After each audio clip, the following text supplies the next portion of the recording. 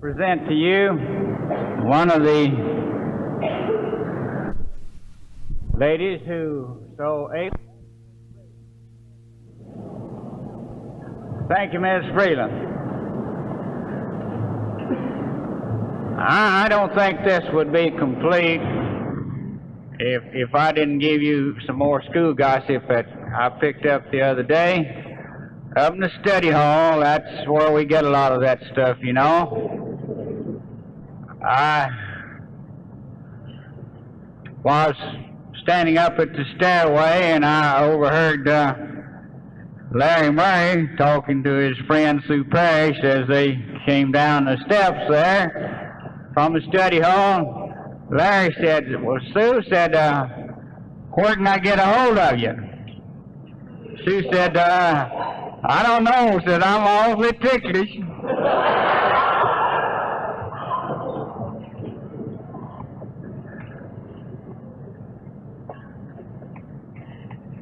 Oh, we just must recognize Mr. Phillips, mustn't we, folks? I won't leave him out of this. Down the barber shop the other day, and Mr. Phillips was down getting him a haircut. Well, now, you can say what you want to. He's getting it cut. He was complaining to the barber. He said, say, Lan, said, I sure wish you could help me out here. Said, you know, said, my hair's falling out. Said, can you give me something to keep it in? Lan said, why, certainly. He said, yeah. I said, put it in this box.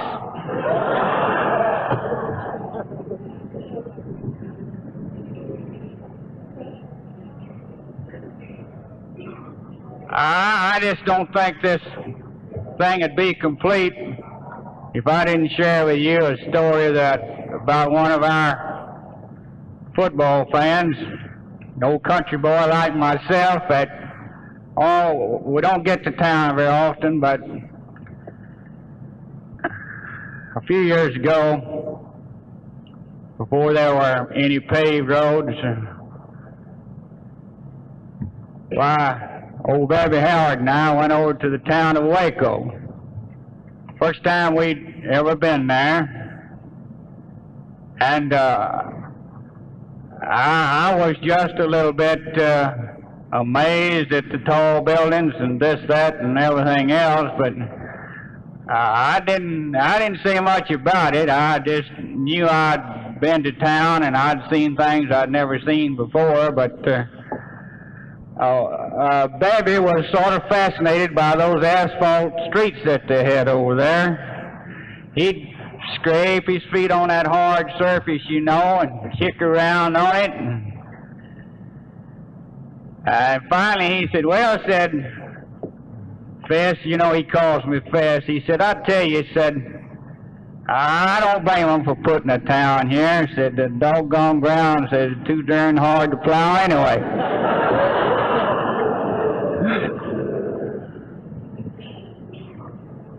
I would like to present to you our coach now at this time, and he has quite a few remarks that he wants to say.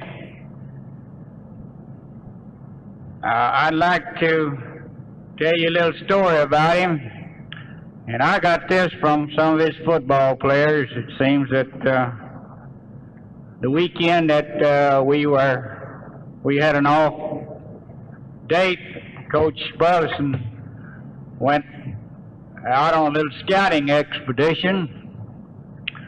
On the way home, he stopped at one of the cafes and went in and ordered one of those big 2.5 steaks that he always talks about. He downed it and finally got through with the meal. While he went around and told the proprietor of the cafe, he said, sorry, mister, but says, you know, said, I left my wallet at home. I don't have any money to pay for this meal. Well, the proprietor of the cafe Said, well, said, that's all right, mister. Said, don't worry about that. Said, we'll just write your name on the wall over here. Said, the next time you come by or come through here, said, you can come in and play us. Well, you know, Coach didn't much like that. He didn't mind owing the old boy, but he didn't want everybody seeing his name up there on the wall. And he said, well, I tell you, mister, said, I don't much like that. Said, you know, said, everybody in the country that comes in here, said, they'll see my name over there and know I owe you for a meal, so that'd be just a little embarrassing. And the man said, no, said, it sure won't, said, not anybody gonna see that. Said, your coat's gonna be hanging over it.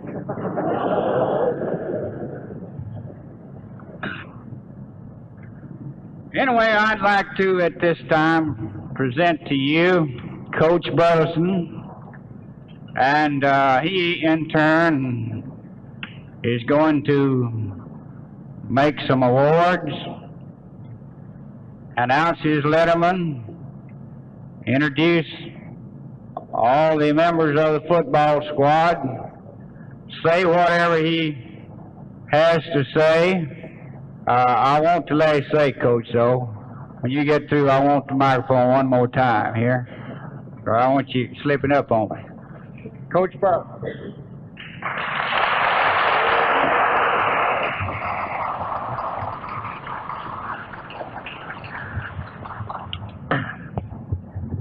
Mr. Merrell moved that old dirty football a little further in 46 seconds than Crawford did.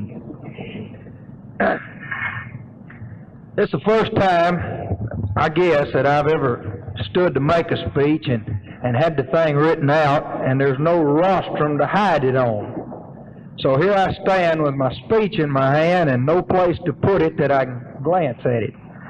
But if you'll bear with me, I will have to look at it because I plan tonight to recall some incidents that happened during the year, and for fear that I'd leave one of the more humorous ones out, I'm going to have to look at a few of the comments that I've written down.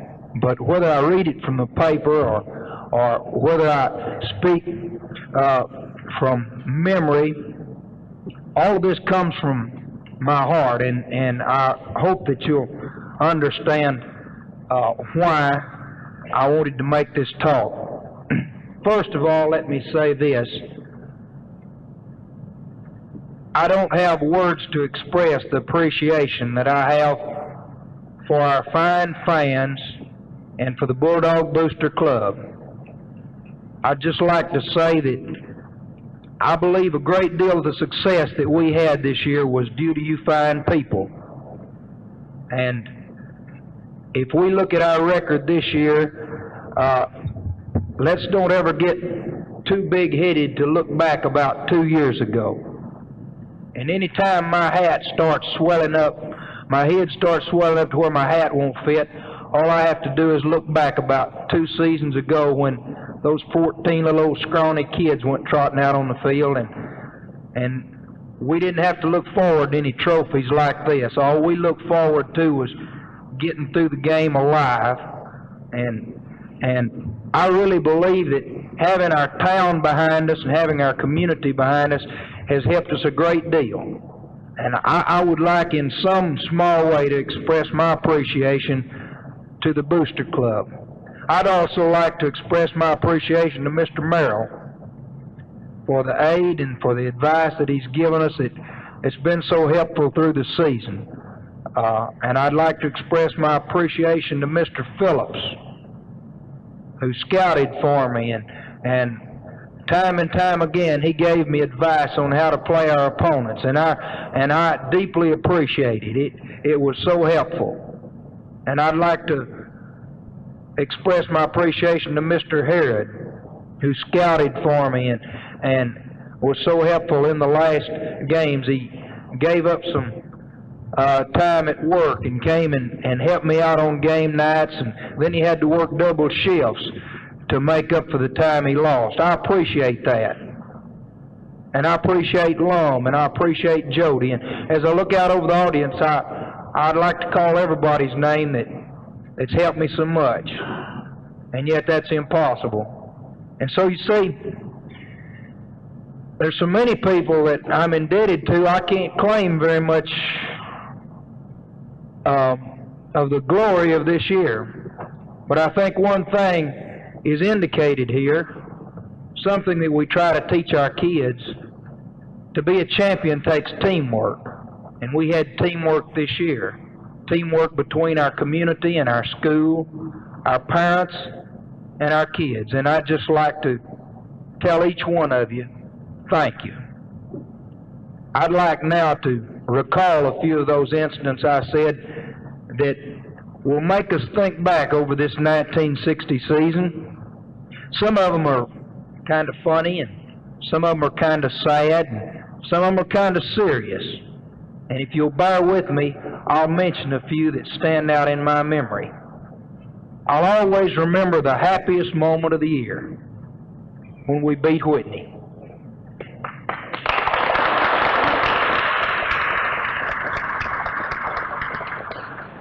And at the same time, I remember the saddest moment of the year, and the kids will know what I'm talking about, and that's those few minutes right before the Wortham game. You remember. And then the proudest moment of the year, I'm speaking for myself, the proudest moment of the year, when I walked into the dressing room after the regional game, and I saw my team on their knees in prayer. Proudest moment of my life. I'd like to recall some things that maybe aren't quite that serious. I like to recall the almost fanatical pride that our line took in bashing each other in the head with their elbows. And every bump and every bruise and every bloody nose was a proud symbol of what we grew to call the toughest line in 4 districts. And they proved it. I recall that. I remember the excitement generated when the Leopards went on the field. The fans got to where they'd rather see the Leopards play than the Headhunters. And they recognized them, and when they took that field, the fans shouted encouragement to them. And we're proud of our Leopards. I told them after the first game we couldn't have won without you. And even though they didn't play a whole lot in the last game, we couldn't have won that without them either. I'll never forget how well our old line liked to play in the mud. When I came here, we were scared to play in the mud. We lost some games that first year in the mud. We blamed it on the mud. But we've changed that around now, and we have a tradition. We don't think we can be beaten in the rain. I think Blooming Grove and I think Bynum will agree to that.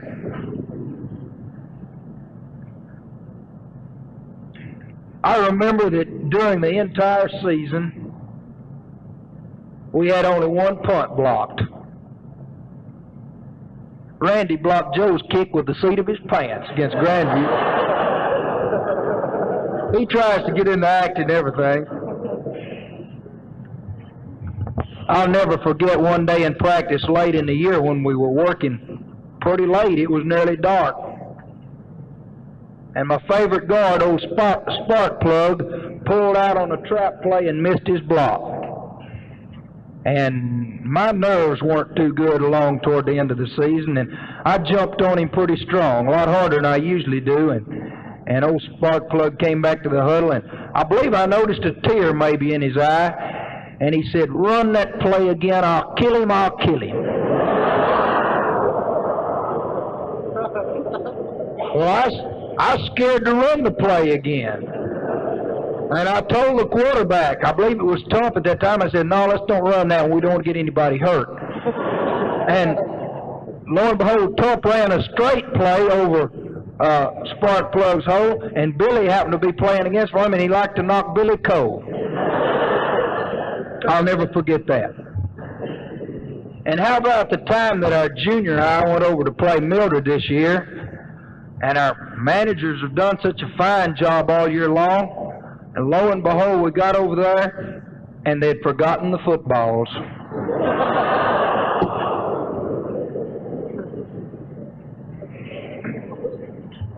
I remember, too, that this goes back to how much we owe to our lepigators. Each week, the lepigators would have to imitate the plays of our opponents.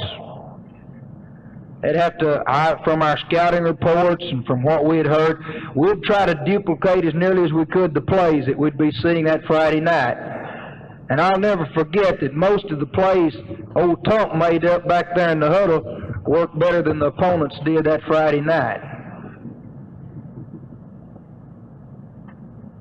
Somehow I can't forget, and maybe they won't let me forget it, but my old school, Whitney, claims they lost the regional championship by 2 yards. If you'll recall, late in the game at Whitney, they were ahead by 1 touchdown, and they had a 4th down and 2 down on our 10-yard line. If they had made that first down, they would have been less than 8 yards away from the goal line late in the game. Just look around and you'll see what hung in the balance. And yet they didn't make it. They were 2 yards away from where we are tonight, and they didn't go. They tried to run Joe's in, and Joe was ready. And they missed the regional championship by 2 yards. It's real funny to remember, the week before we played Maybank, we were having some pretty spirited workouts.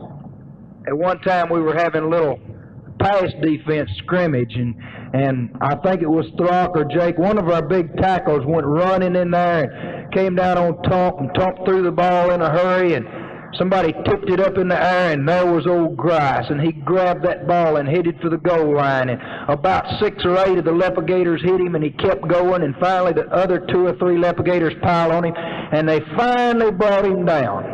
They nearly beat him to a pulp, and they finally got him down, and Grice drug himself off the ground and started back to where the others were, and I naturally looked around to see them all pat him on the back for such a swell job he did, and Milford reached over and slapped him on the hat and said, "Why didn't you make a touchdown?"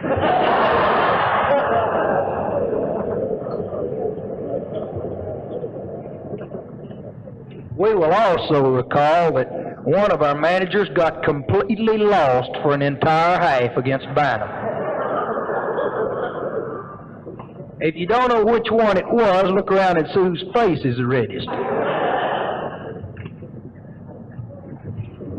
I think some of you that were listening to the tape recorder heard what I'd say was the most amusing play of the year.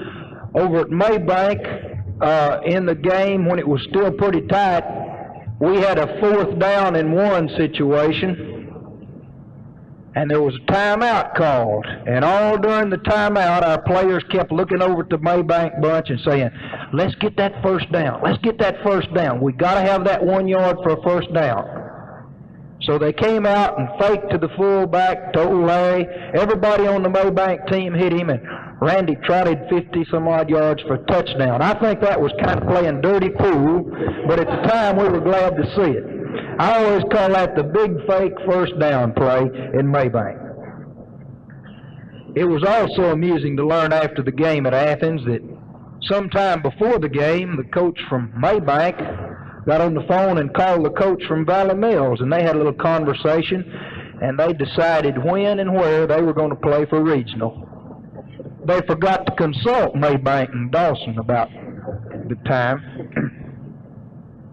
I also like to remember how Goldman almost got loose for a touchdown against Whitney late in the game, and just as he seemed to break free, here came Big Sullivan, knocked him down and caused him to fumble, and Goldman got up shaking his head, and he had to wait 2 whole plays before he got his revenge. He caught Big Sullivan coming out around that end, and they both went down right on the spot. And I think he got his revenge real quick. I'll always like to remember that play. Here's one that I told the kids right after we beat Crawford.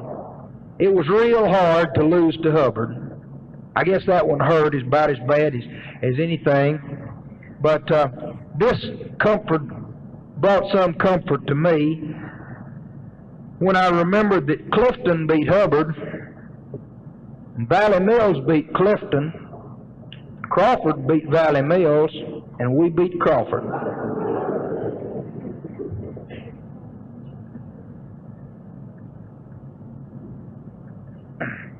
I've lost my pages now.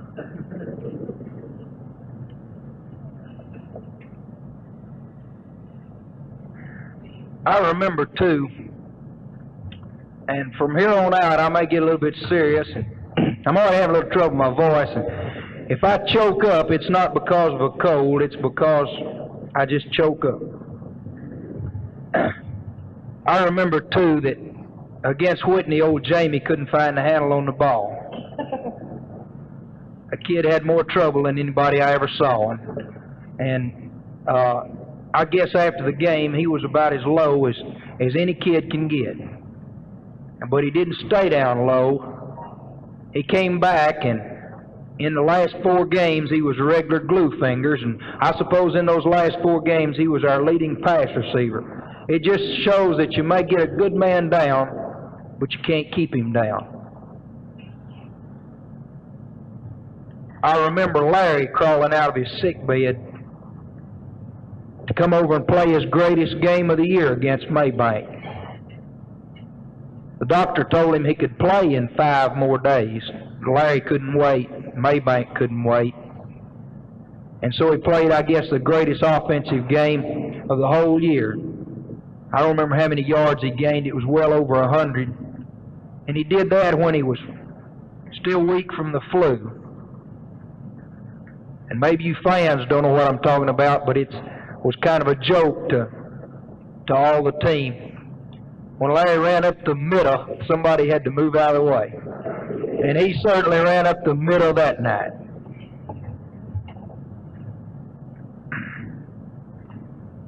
I'll never forget how hard a team can work and how much they can improve in the last few weeks of the season, like this team did prior to that by-district and that regional game. Best workouts I've ever seen. The thing I'll probably best remember is the spirit of this regional championship team. The spirit that wouldn't quit and couldn't be beaten. I think this spirit that every man had was shown, and this is the picture I want to remember.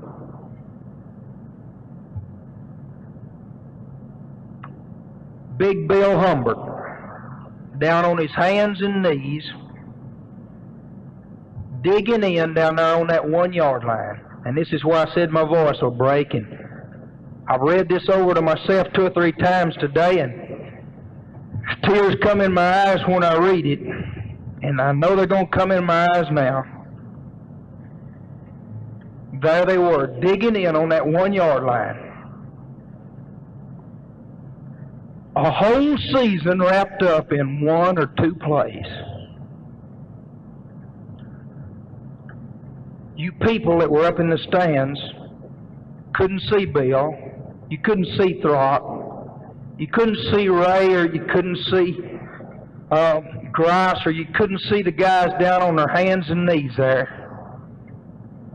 But I know how it was. This is the picture of that spirit I'm talking about.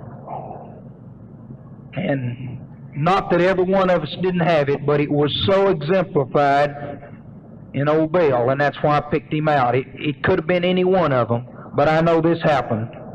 There he was, hands and knees, on the 1 yard line.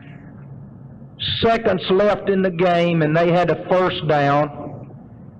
He is bleeding, crying, sweating. Yeah, like everybody else, he was praying a little bit too. He kept saying to himself, they can't score, they can't score, they can't score. And they didn't score. And there they are. Your kids and my kids the regional champs of 1960. I'd like for you to give them a hand.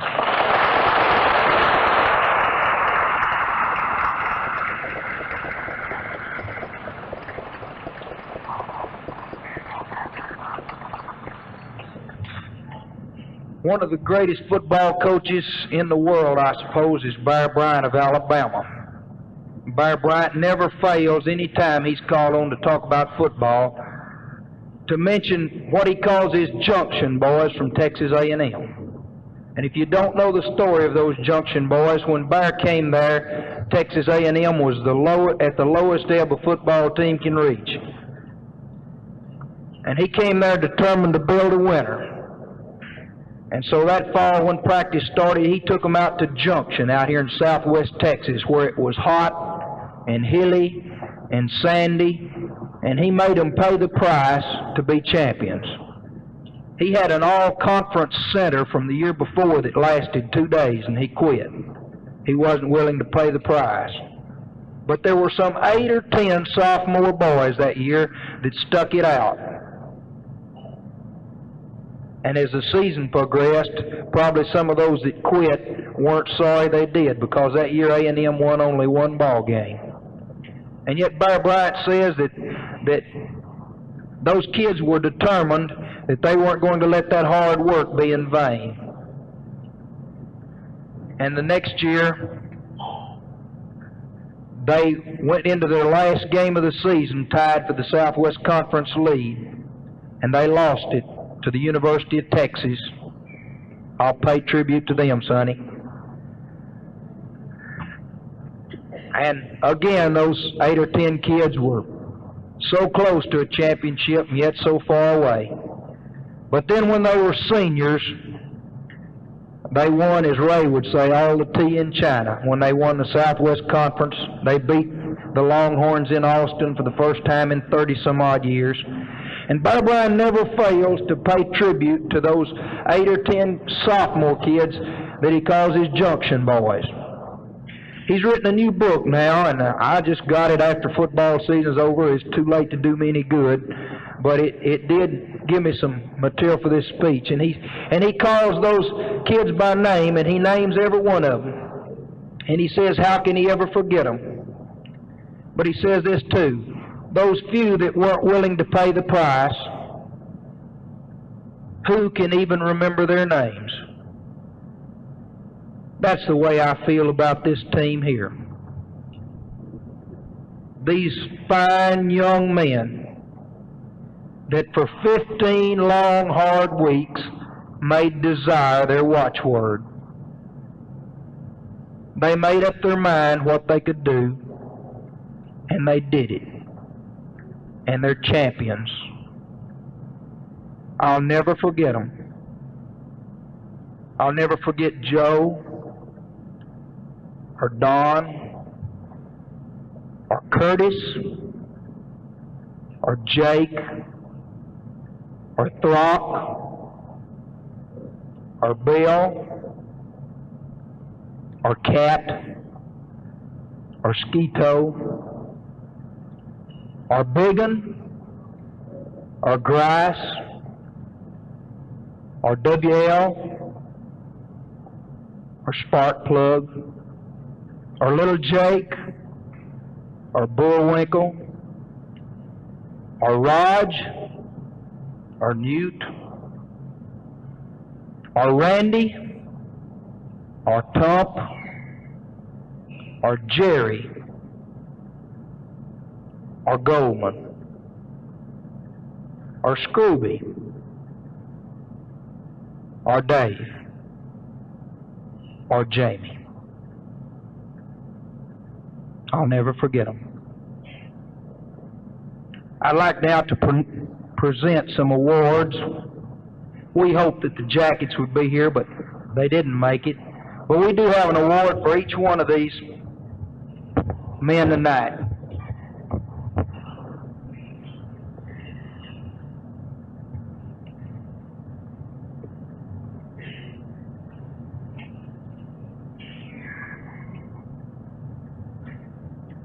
We have a patch to go on their jacket when they do come. the state of Texas, regional champs, 1960. And they deserve it. If you don't mind, I'll take them.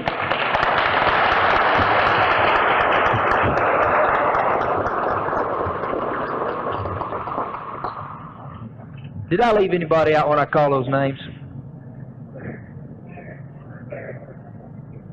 Larry or Kenneth. I was trying to remember them by position, and I skipped from halfback to halfback and left both my fullbacks out. I knew I was going to do it, and I practiced and practiced and practiced, but I still did it. But old Larry knows I'll never forget him, and I can't forget Kenneth because he's lifting those weights every day in PE, and every time he lifts one, he says he's driving a nail in Frost coffee. So I know it made you guys feel bad leaving you out, but I'll never forget you either.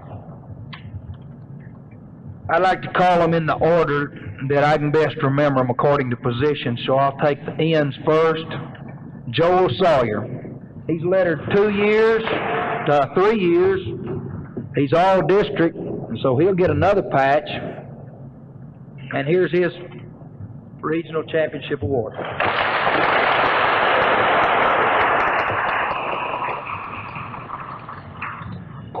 Don Sawyer. He's lettered 2 years, back another year. He's going to be all district next year.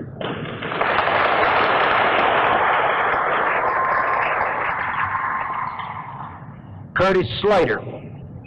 He's a freshman.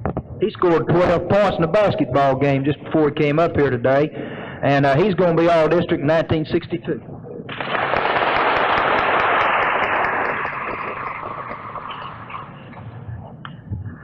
James Houck. I'd been here a year before I learned that was his name. He's Throp to me. He's all district. He's the most valuable lineman in the district. He's one of those seniors that were such great team leaders all year long. James Houck.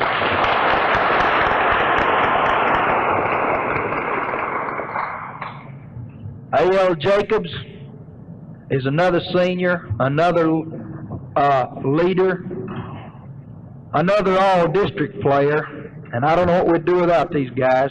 We're going to have to find out next week.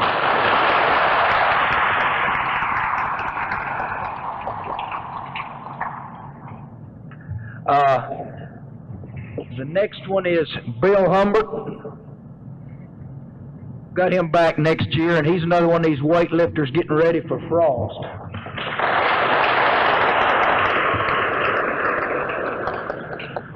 Raymond Lewis, I had to call him Cat a while ago because that's what I call him all the time anyway. This was his first year out, and he did an outstanding job for us. And we haven't found where he's going to start next year, but he's going to be on that starting 11 somewhere.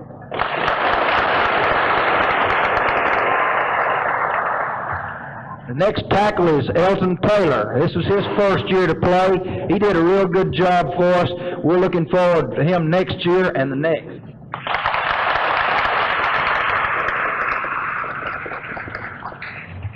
Now our guards,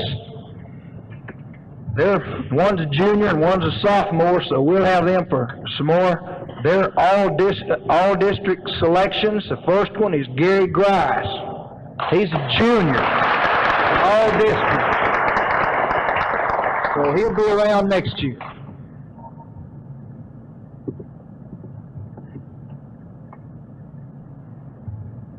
The next one is all district. They put him on the second team, but if any of these other guys deserve a first team, he did too, and he's on my first team all district. He's a sophomore, Milford Jordan.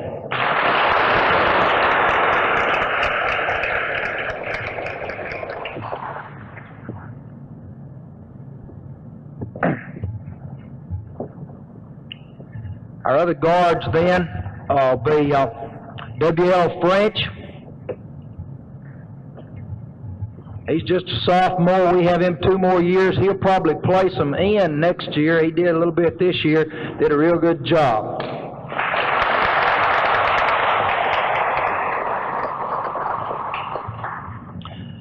The other one, I just call him Little Jake all the time. Next year he can be Big Jake if he wants to. Alan Jacobs. He's a guard.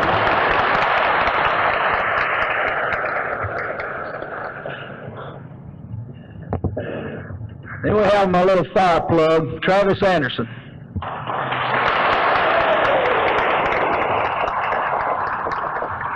Somebody said, desire makes talent. This is it.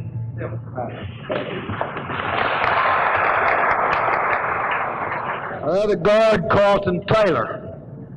He's another one that got out there, a little freshman, but he stuck it out to the last, and now he's reaping the rewards.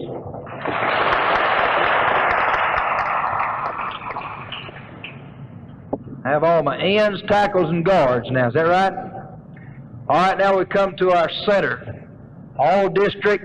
He was our defensive quarterback, one of our real fine leaders, Ray Rogers.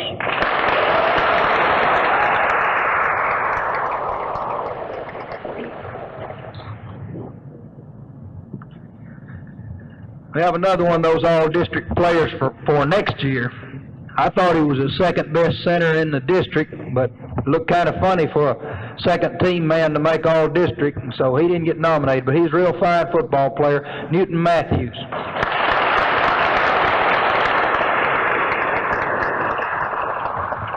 Saw that good-looking girl he came in with. He's got more sense than I thought he had.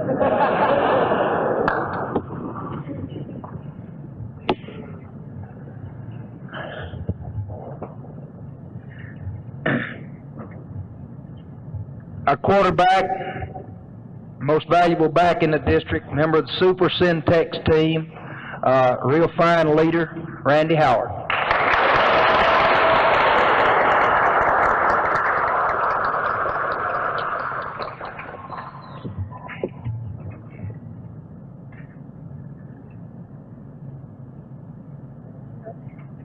Who didn't I give an all-district patch to? Okay, I got them all down now. Okay, here we go. The next quarterback, and I honestly believe this. I believe this quarterback could have started for just about any team in the district. I know for any team in the district, nearly any team we played. He happened to be playing behind Randy, and now that he's got rid of him, I'm looking for 2 fine years for this quarterback, Collins Bumpers.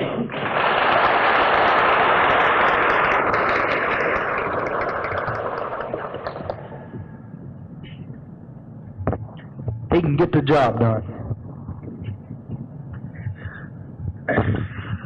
Halfbacks, Jerry Blissett, sophomore. Got him for 2 more years. He's going to be a Daniel. Goldman Blackburn, just a freshman, and he broke into the starting lineup, and we couldn't get him out of there. He's real good. He does a real good job. We're real proud of him.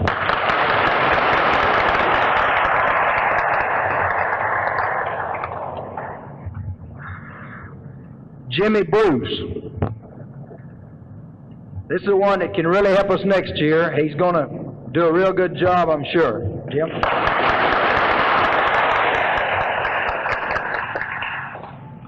David Clark. He's about the least one out there, but he really stayed in there and did us a good job.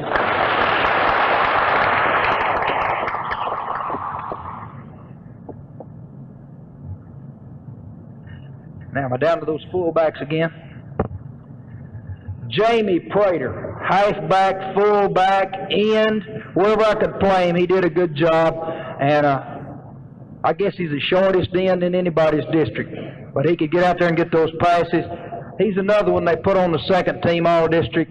He's first team in my book.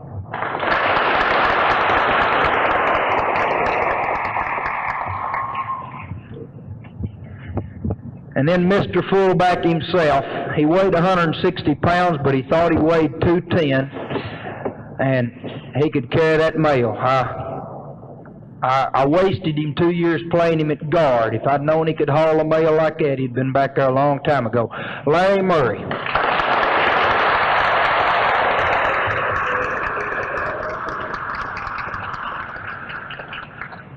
Needless to say, he was all district. Then the other Murray boy, Kenneth.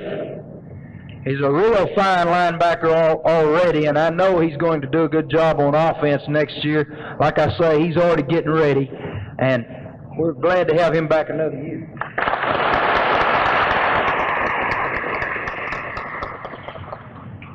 I gave him a bad time about leaving the balls behind and forgetting where to be for a whole half and everything, but we had real fine managers.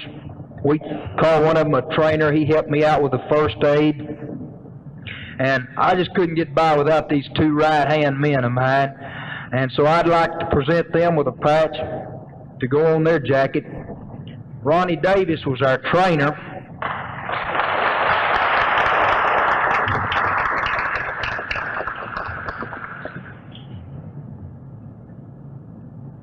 Joe Raley was our manager.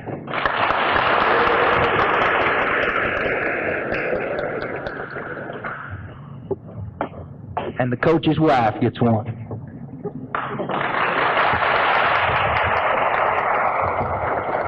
Thank you very much. I know that was pretty long-winded, but I had a lot of things to get off my heart. And let me say again, thanks to every one of you.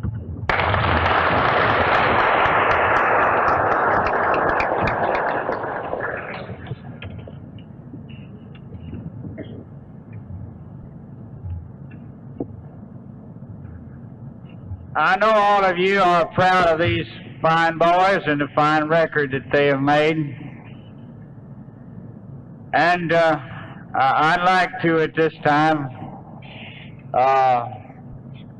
take the privilege of putting something on the program that's not there. I believe that one of our fine senior boys has something that he wants to say. Ray Rogers.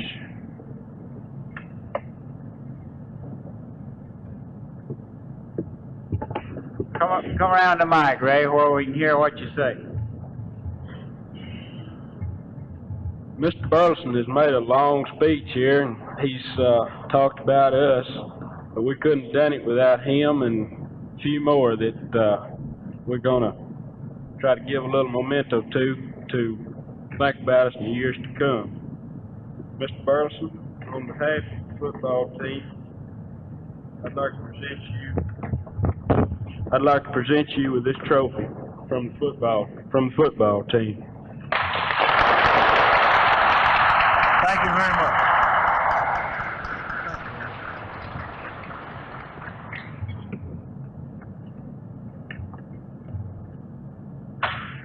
And we have a couple of scouts that we couldn't have got along without. Two, they made it possible.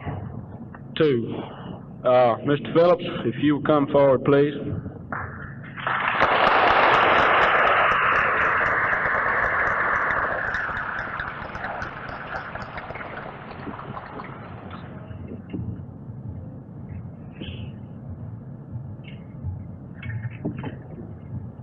We know you gave up a lot of your time this time to help us out. We sure appreciate it.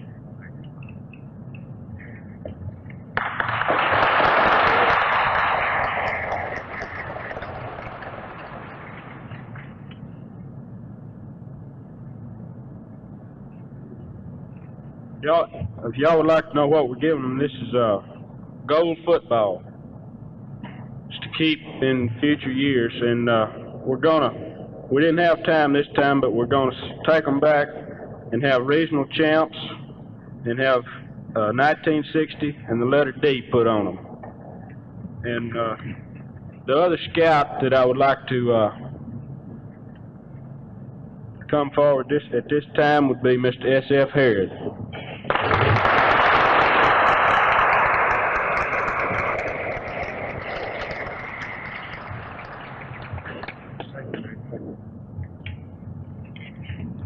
That's all I've got on the program tonight.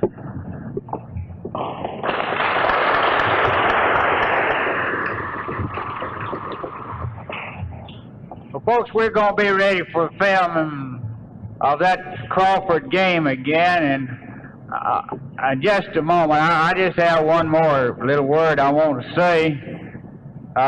You know, everybody's been handing out this, that, and the other. I'd like to just make one award here that I don't know how Coach Burleson managed to do this, but he evidently has some sort of drag with the manufacturer. His award arrived on time and the boys' jackets didn't. I told him during the tournament last week, I said, now Coach, we having a rough time here at this tournament, and of course you know we have the tournament to make enough money to buy football jackets. I told him, I said, looks like we're going to make about $150. That'll buy 10 jackets. And I said, you're going to have to send the rest of them back. And you're going to have to make all these boys mad about who's going to get a jacket, who's not going to get one. Because I said, that $150, I said, that's just it. So, lo and behold, along about Saturday, here comes Coach Burleson's award in ahead of all the rest of them. I'd like to just show it to you before we present it to him.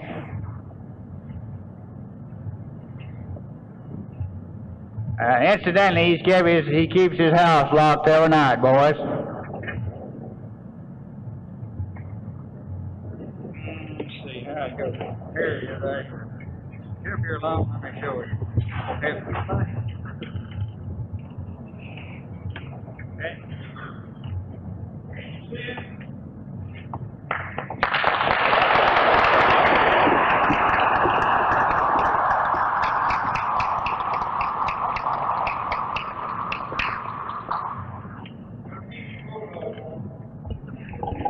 This is a blanket with a big D on it, and it's got on the blanket, Coach Burleson.